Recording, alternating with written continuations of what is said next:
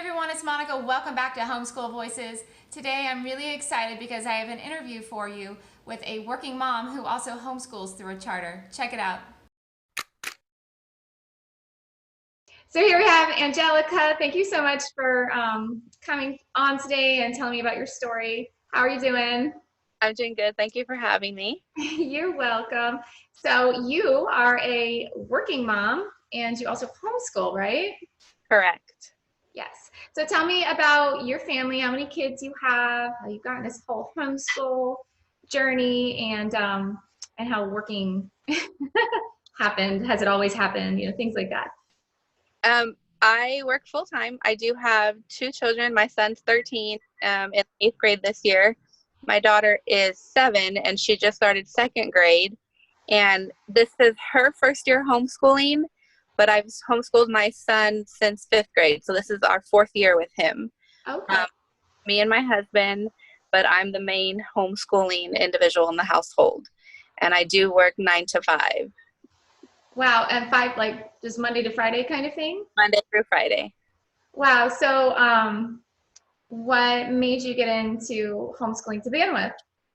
Well, for homeschooling, I actually personally never thought I would homeschool my kids, but my son was having a real issue in fifth grade.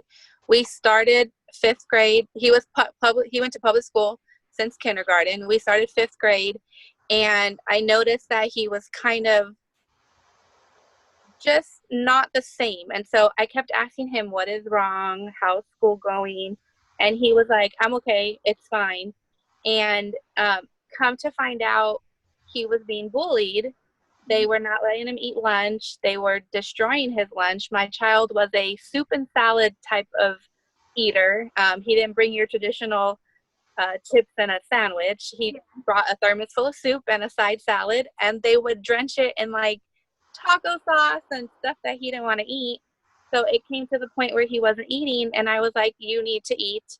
And so I sat down with my husband, and I was like, we could do this. You work from home. Even though I work, you work from home. You can be there supervising him, and we can get started." And so I pulled him out. I pulled him out at public school, and we started homeschooling. So that's interesting. So your husband is there. He's sort of like the child care, but it sounds like you implement the schooling and you pick what the kids do and everything. I do. We are with Sky Mountain Charter, Mhm. and so I choose the curriculum and I do the lesson plan. I actually, how it works is because my son's so independent, I'm able to give him his lessons plan when I get home from work, Mhm. and then he does it the next day while I'm at work, and dad kind of keeps him on task. And so then by the time I get home, I can check what he's working on, answer questions of what is still needed to be completed, and then we continue with the next day's work. This is what you'll need to work on tomorrow. And Oh, I do the same thing now with my 7-year-old. She's a little different because she's 7. She's not too independent. mhm. Um, so when I get home, I sit with her and we go through her lesson, and then I'll work with her. So then during the day, it's just read your book, here's some worksheets that you can do, and that's pretty much how she is. It's super easy with a 7-year-old, don't you think? It is super easy because it's not hard curriculum. The 8-year-old, the eighth grade, I mean, it's pre-algebra. So I'm just like, it's an online class, so go online and then we'll work it out. But there's times where I'm like, let's ask your teacher, because he does have his ES because of the charter school. So we do meet So, with every month. a charter school, they normally, there's like that person that you meet with once every, what, 4 to 6 weeks. Is that the Yeah, same person he would ask questions? yeah, it's once every 21 days or so. And so if he has questions, I can email her and see if she can help me with like a problem. But there is an app that we subscribe to. It's called Yep, and we're able to like send the math problem, and he gets an online tutor. Like they'll talk back and forth It's through called the app. like It's called YEP. YUP. Oh, yeah. Yeah, yeah. It's an online tutor. So he just takes a picture of his math problem, and the app finds him a tutor that can help walk him through it and teach him the algebra. Because I'm like, I don't know, I need help with this one. So the Is it school just for provides. math? That's for math. The school provides that online service for us that we use out of our educational funds. Right, but anyone could sign up for it, right? Yeah, anyone can sign up for it. I'm curious. I'll have to go check that out. It's a So, life. how does the whole so you have the charter, you're liking the charter though? Have you used charter the whole time? No, when we first started homeschooling, I started with K-12. Oh, okay. And that was nuts for me. That was just a lot. Like, he was homeschooling from like 8 to like 5 at night. And I was like, this is not good. He was sitting in classes and learning stuff that he had already finished because it's independent. He was able to continue and go ahead. So he was past the assignment and the teacher was like, no, he needs to sit for the lesson. So it was like an hour of him twiddling his fingers. And so it wasn't working for us. So I pulled him out of that and enrolled him into Sky Mountain after talking to one of my friends who had her 2 children in Sky Mountain. I spoke to her, researched it, and I was like, this looks like it'll be better for us because I can individualize his learning. Found out he's an audio visual learner. Mm-hmm. So a lot of his stuff for English is listening to the audiobook while reading the book and following along. And that helps him with his reading comprehension. Cool. Awesome. Okay. Well, let's see. Has homeschooling at all like affected your family finances? No, no, it's the same because we're with a charter, so they have the allocated funds and I just choose the curriculum. And then, I mean, I'll go out and buy like maybe crayons and color pencils and paint for my little one. But okay. Normally I would buy her that either way because it's just like fun stuff to keep her busy. So I don't see any financial hardship on us because of the homeschooling. Well, in fact, actually it helps, right? Because you get those funds. Yeah, you get the funds for both kids twice a year, and then that's how you build up your curriculum. And what kind of classes can he do? Because, right, they can do different classes or different activities and stuff, because everyone always wonders, with homeschoolers, what are they doing, and are they all locked in a closet? So I assume that your kids are not locked in a closet. No, they're not locked in a closet. Actually, today my daughter has Japanese class. She logs in at 11 o'clock for a Japanese class, which is online through Zoom.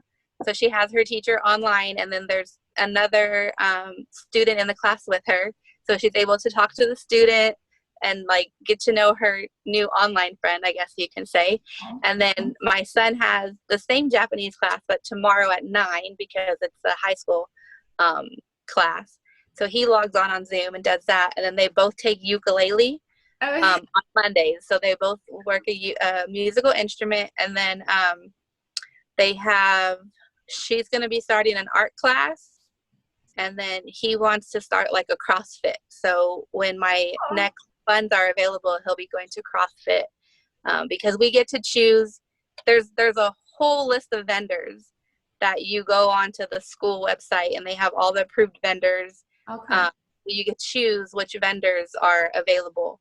And so she could take a cooking class. There's anything that you could think of that you want to get your kids involved in, you can. Like my son also takes a coding class for game development, which I don't know much about. So I'm like, email your teacher.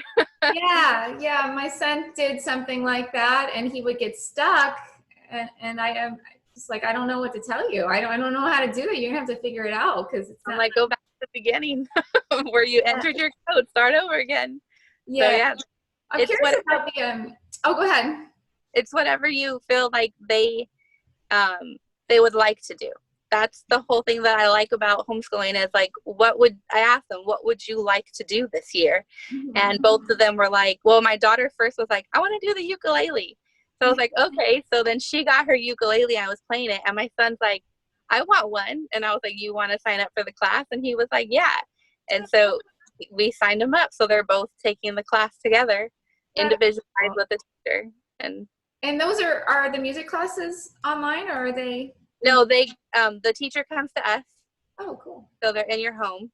Nice. That's fantastic. I was curious about the Japanese. what's the name of it? Because my daughter wants to learn Chinese, and we had a good thing going with a tutor for a while, but that's not working out. So The vendor is bonvoyage.com. I'm gonna write that down. And Bon. they have a list of languages that they have. Okay, cool. I'm gonna check that out. That's fantastic. Because yeah, we need a little more than Duolingo. Do you ever use Duolingo? No, haven't. App on the phone, and it's actually pretty decent, but it's not face-to-face kind of thing. Okay. Yeah. So is there any advice that you would give to people who are considering homeschooling, but they're worrying about their finances, especially maybe if you know anyone who maybe both parents are currently working outside of the home and they're not sure how to make that work? I would say do your research on what school is best for you. Like for us, we did through a charter because of the funds that are available. We're able to pick the curriculum. If we weren't with the charter, then yeah, it probably would be financial. It would change our finances because we would have to be utilizing and paying for that curriculum out of our pocket. And then for support, you just have to gather your support system. Like I was just talking to my mom. My husband works from home because we also have a small business. So he runs a business from the house. So I'm actually out of the home. I just transitioned to be working in the house with my full-time job.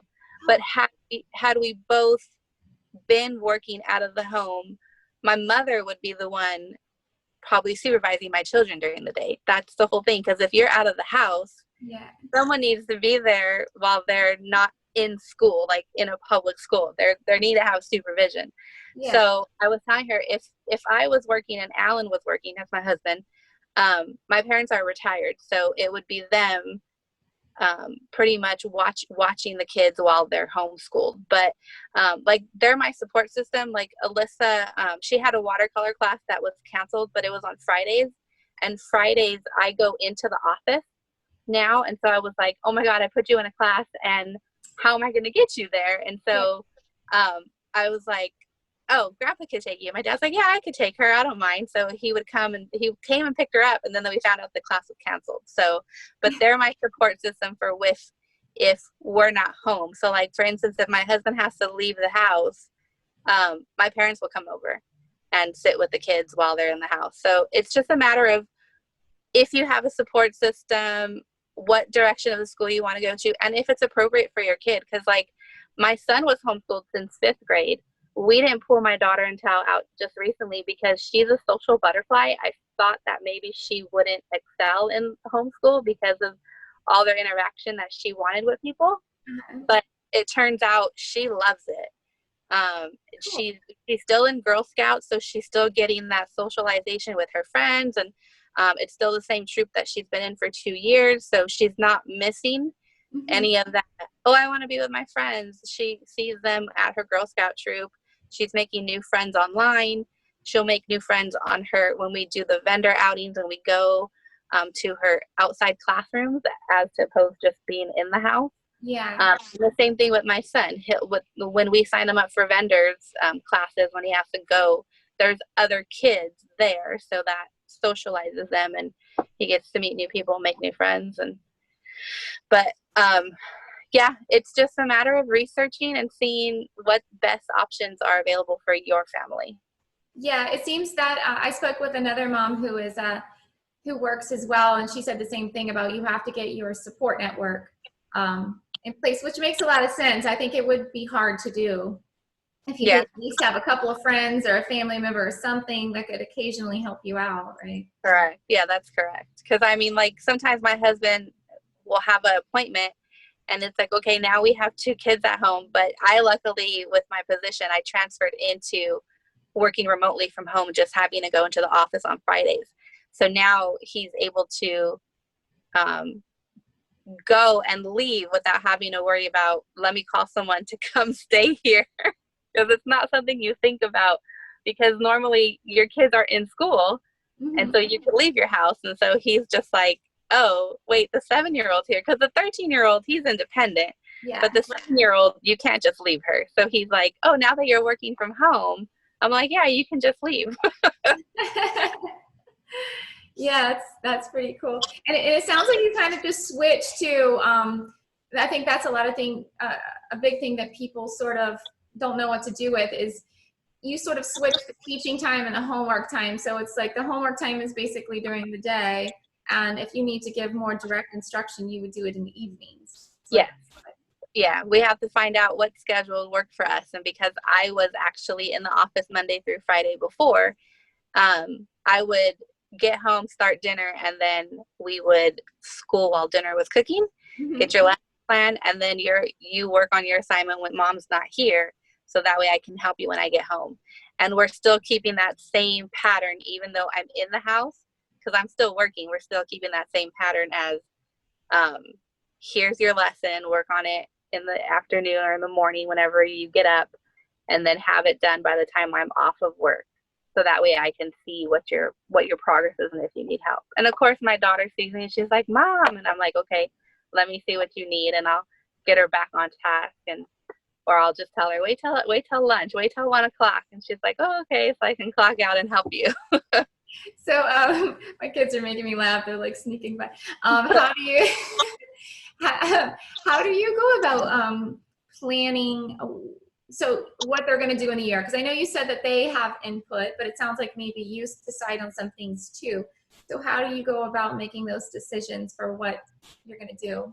Well, I'll ask them during the summer, like, what interests you? What do you want to do this year? Especially my son, because he's 8th grade. I don't want to put him into something he doesn't want to take part in. So I'm like, what do you want to learn this year? And so like this year, we have a Dave Ramsey program that I was able to get. So he's going to start doing that.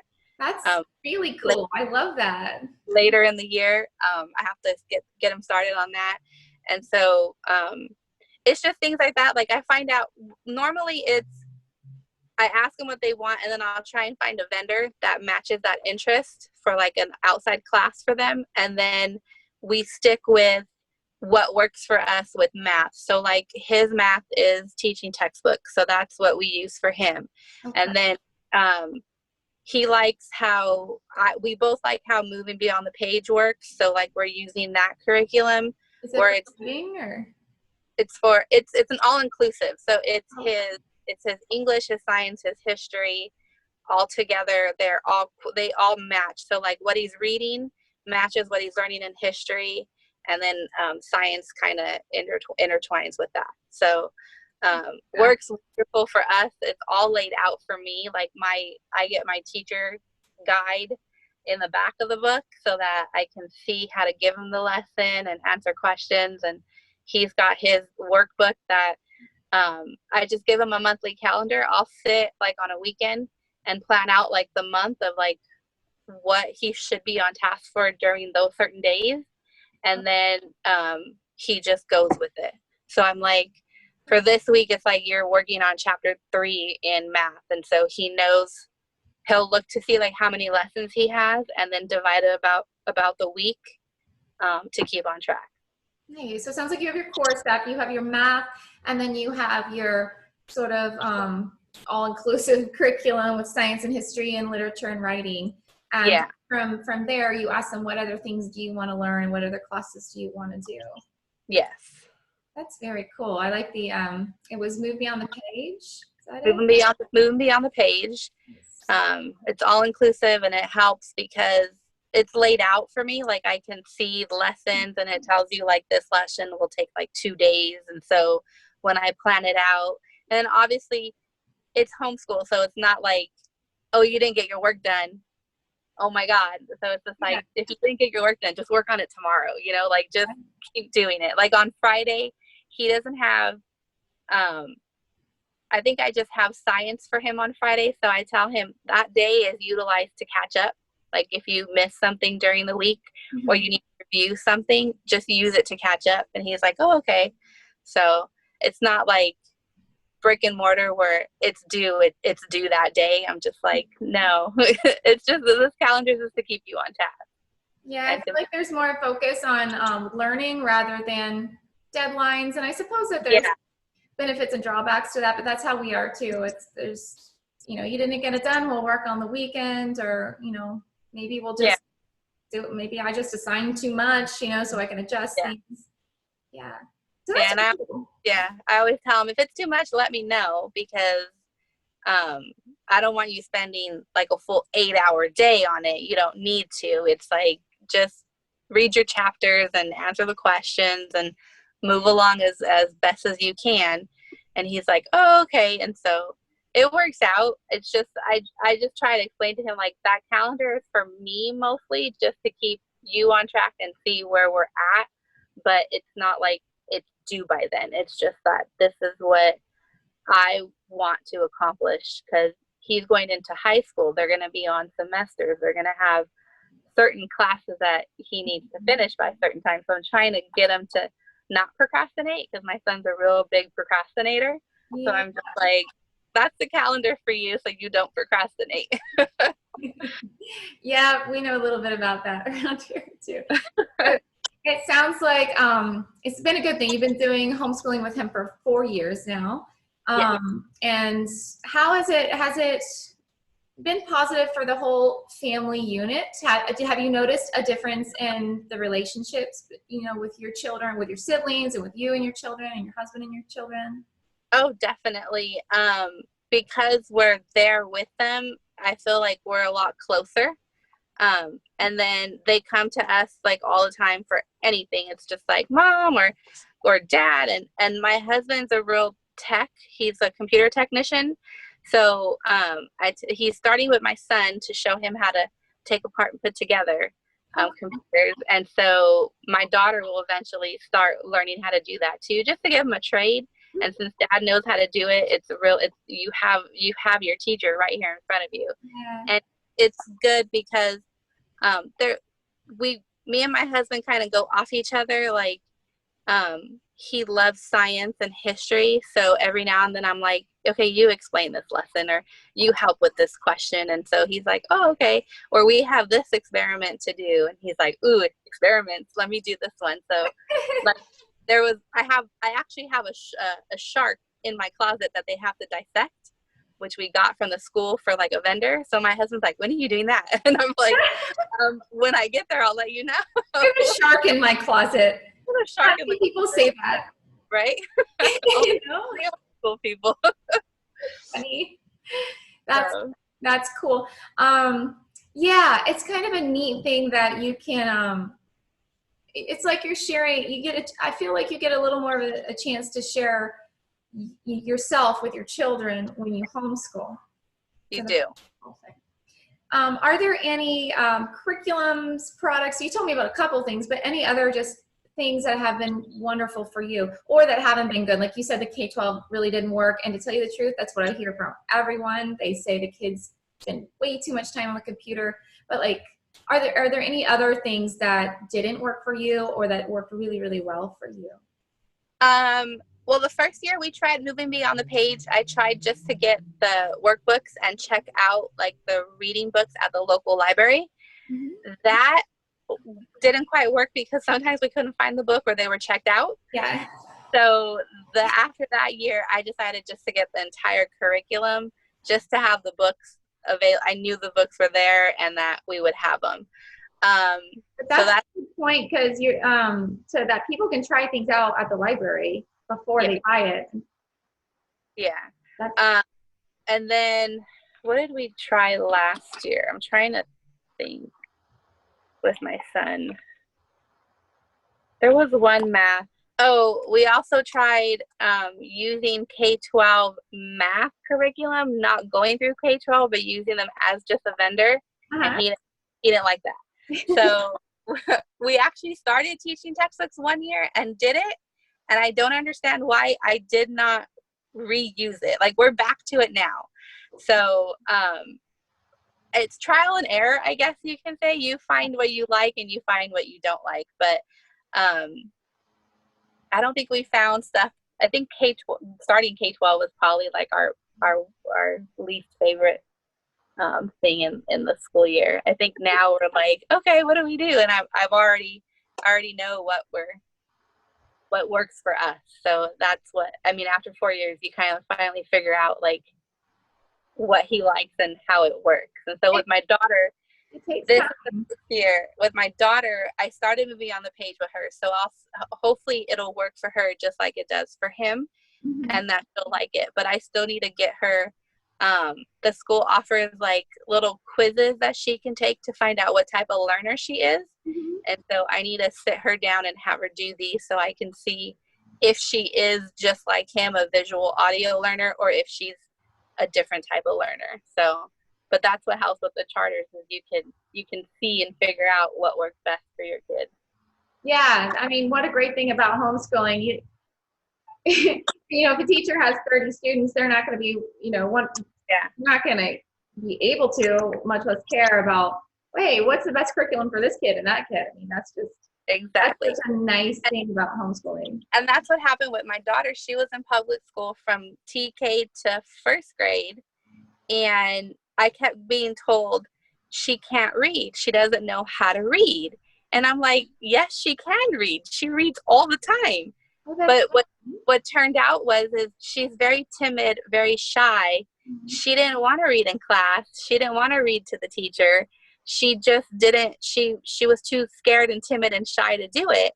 So now that I've pulled her out, she's second grade. Her reading level is a third grade reading level. And so I'm like, I knew she could read. I knew. I'm like, she was reading. She'll be on my phone. She'll be like, you have a text message, and she'll read it to me. So I'm like, I know the girl can read. yeah.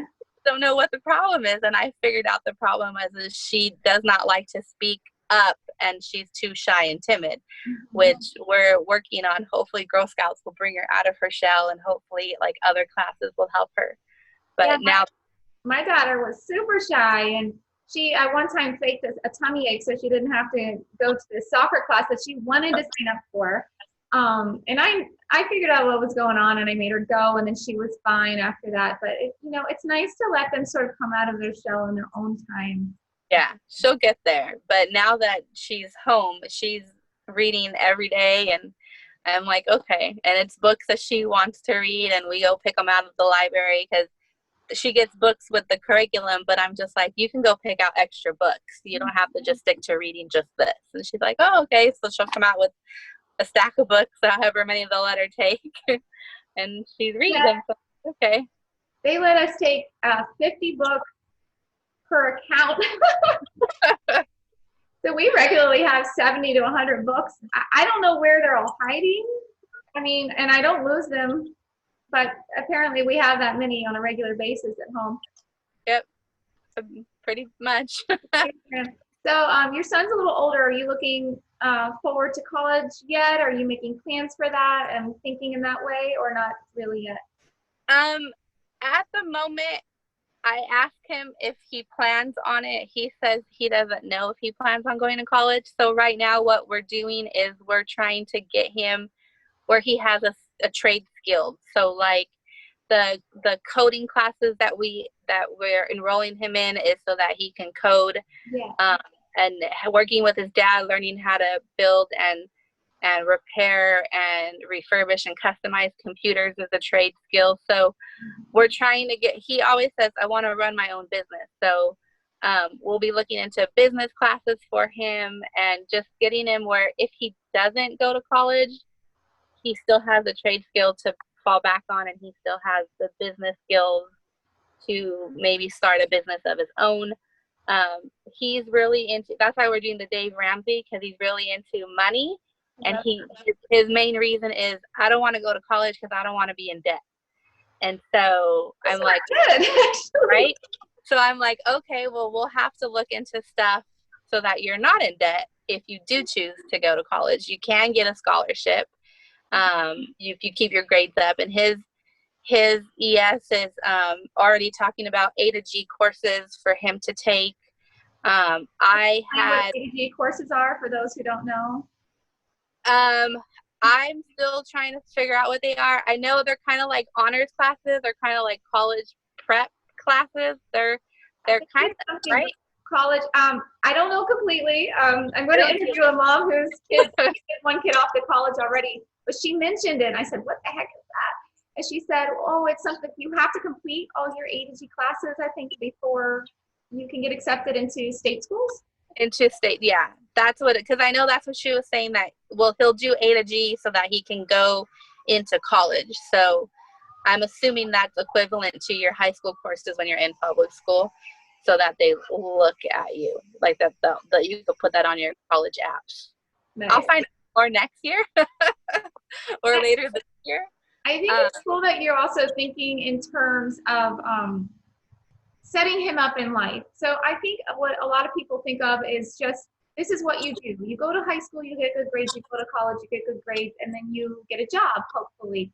But I find that a lot of homeschoolers think it's a little more utilitarian. It's, okay, you know, is this going to be a good investment? If you go to college, is it going to be a good investment, you know, compared to what job that they're going to get after college? So I like how you're thinking at me, so thinking about how can we prepare him? Let's get his feet wet with coding, maybe learning with the computers. I think that's great.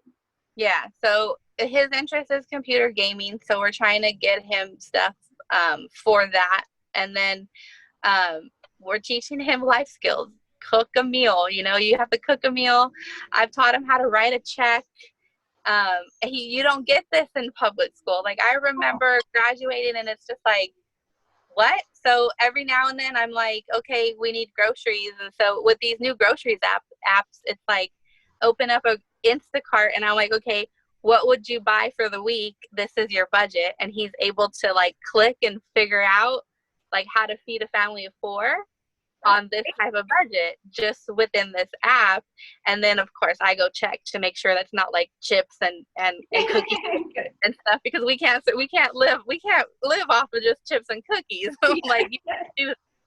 So I mean, being able to just be like, here's my phone, you have $100, get groceries for the week.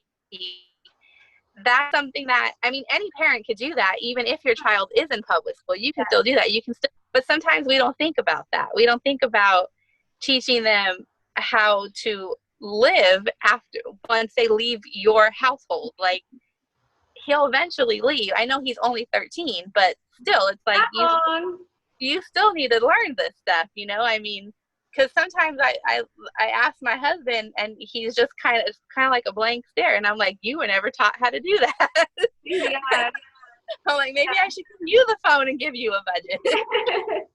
It's so important. You know, those kids are kept so busy during the day in high school that it's like, even if you do think about it, it will be hard to even fit some of these little lessons in, because it's like they go to school, a lot of them have sports, they come home.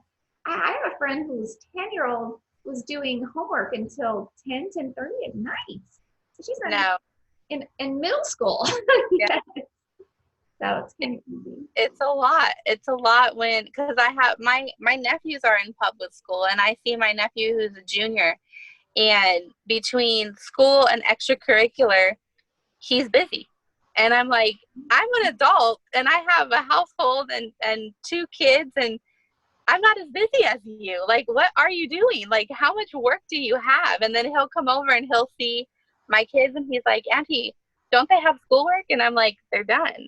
Like, they're done for the day. Like, the funny thing is I don't see a big benefit. I'm not seeing the benefit when you talk to these kids and you look at like national reading, you know, the reading abilities of people on average in the nation. And I'm just, I don't know what's the benefit of working them so hard. It doesn't seem to be having any sort of impact, any change. There doesn't seem to be any good reason to do it. Right. But anyway, it's getting to be around the time to be done. Don't want to go too long before we get cut off here. I really, really appreciate you coming on and telling your story, and I really hope that it encourages people who are considering homeschooling to give it a try if they have to work.